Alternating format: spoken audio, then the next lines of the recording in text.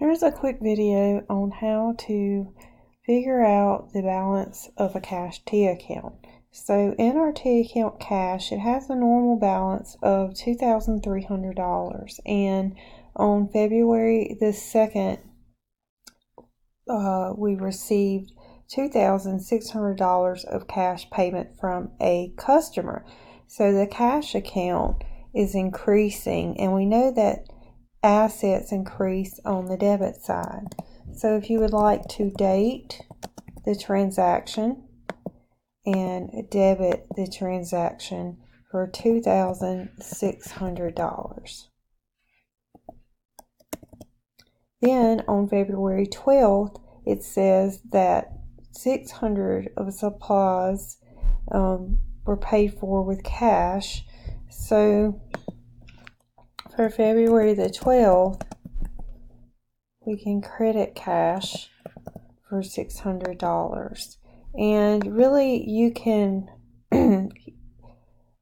continue to put them in the order. Like if it's the first entry on the right side, you can place it at the top, or you can just put it across from it. I'm going to put mine at the very top since it's the first credit on the credit side of cash. Then for February 18th, we paid $200 in utilities expense. So that would be on the wrong side because we're paying cash. Cash is decreasing. So we would credit cash for $200 on February the 18th. And then once you have put all your transactions in, you can calculate the balance of the T account. So you add up all your debits and then add up all your credits and you subtract. So 2,300 plus 2,600, if we go out to the side, it would be 4,900.